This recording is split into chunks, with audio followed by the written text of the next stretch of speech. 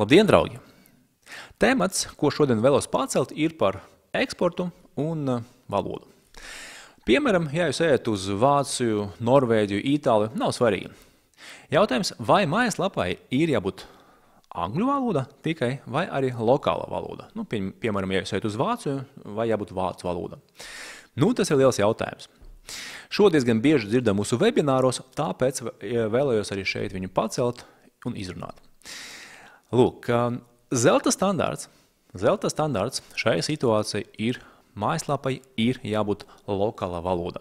Tad jums ir jāieskatās pēc iespējas vairāk vietējiem. Ja, un nekas nevar būt tuvāks tam izskatam, ja tava mājaslapa ir lokālā valoda. Ja tava mājaslapa ir angļu valoda, tad tu vairs ne tik izskaties kā vietējais, vai ne? Tā kā zelta standarts ir vienmēr lokālā valoda. Un mēs vienmēr to iesakām mūsu klientiem, mēs vienmēr to stāstam mūsu webināros, ja tas ir saistīts, protams, ar papildus izmaksām, jo valodu lokalizēt ir diezgan liels izaicinājums. It īpaši, ja tu nesaproti no tās valodas neko. Uz angļu valodu, ja tu ej uz UK tirgus, ir vēl, ja tu saproti angļu valodu, tu vēl vari kaut ko tur pārbaudīt, vai ne? Ja tu ej uz Franciju un tev jālokalizē uz franču valodu, tu nerunā franciski, tad tas ir jautājums, kā vispār pārbaudīsi to kvalitāti. Kur atrast tev tulkus, vai ne, kas tulkos vai nu Latvijā, vai nu tajā Francē. Ir vairāk jautājumu nekā varbūt atbilžu, kad tu to dari pirmo reizi, un šis, protams, apgrūtina visu startu ārējos tirgos. Krietni vieglāk ir angļu valoda visas valstis, ir tīpaši ar ambīcijas tur uzreiz iekarot 2, 3, 4 valstis, tad, protams, ar angļu valodu ir vieglāk. Tas visu operational daļa ir krietni vieglāka, vai ne, un arī izmaksas ir mazākas vai zemākas. Tāpēc, ka tikai viena valoda, tu pats kaut ko saproti, angļu valoda ir starptautiska vai ne, atrast krietni vieglāk kvalificētos tulkus un tā tālāk. Bet atkal tas zelta standarts, protams, ir lokāla valoda, un šeit mēs, varbūt kaut kādos atsevišķos gadījumos var skatīties, ka var nelokalizēt, var iet ar angļu valodu, bet klasiski un zelta standarts atkārtošos ir vietējā valoda, tad lokālā valoda. Bet pirms izvēlēties vai pieņemt šo lēmumu, mēs bieži vien iesakam veikt tādu izpēti, un iespējams, ka būs kaut kādi signāli, kas norādīs, ka tomēr varētu būt arī ar angļu valodu pietiks.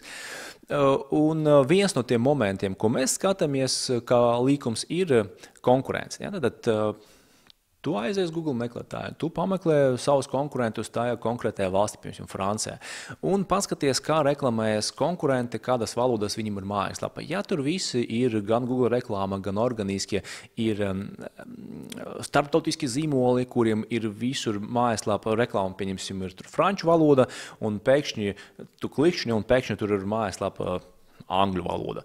Un tā dara visi. Tad skaidrs, ka tev tas ir ļoti tāds skaidrs signāls, ka es arī varbūt varu pāriet uz to angļu valodu, tāpēc, ka ja jau tirgu tā izmanto, tā ir pierasts, tad priekš kā man ieguldīties vairāk, ja tā cilvēki jau patērē šo saturu, un tas ir pilnīgi normāli.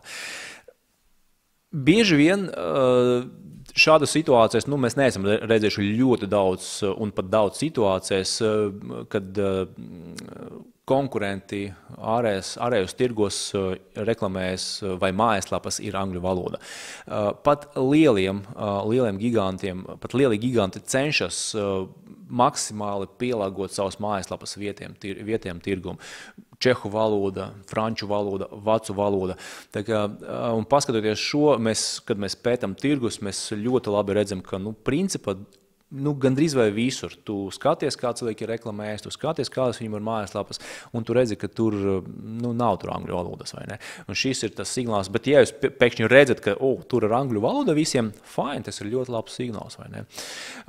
Vēl varbūt viens tāds neliels signāls, kas jums varētu startat vismaz ar angļu valodu, ir produkta unikalitāte, kad pārējie netirgo. Pārējie netirgo vai tirgo kaut ko citu, kaut ko savādāku, kaut ko sliktāku, un jums ir tāds unikāls produkts, jūs varat izvērtēt iespēju sākt ar angļu valodu, ja jums tik tiešām ir ļoti labs produkts, un jūs varat pasniegt viņu kvalitatīvi, lakoniski angļu valoda. Cits tur tajā tirgu īsti tur neko nevar nopirkt, tad jūs varat sākt ar angļu valodu. Bet šādu produktu diezgan grūti atrast reālajā dzīvē, un 99% produktu tomēr ir jau kaut kāda konkurence tajā tirgu, kur jūs ejat. Bet tik un tā mēs tos divus momentus ir vērts pārbaudīt, paskatīties. Varbūt tomēr jūs atradīsiet, tur visi reklamēs angļu valodu un visi mājaslapas angļu valodu, tad es arī varu iet vai sākt ar angļu valodu. Bet bieži jūs neatradīsiet tādus gadījumus.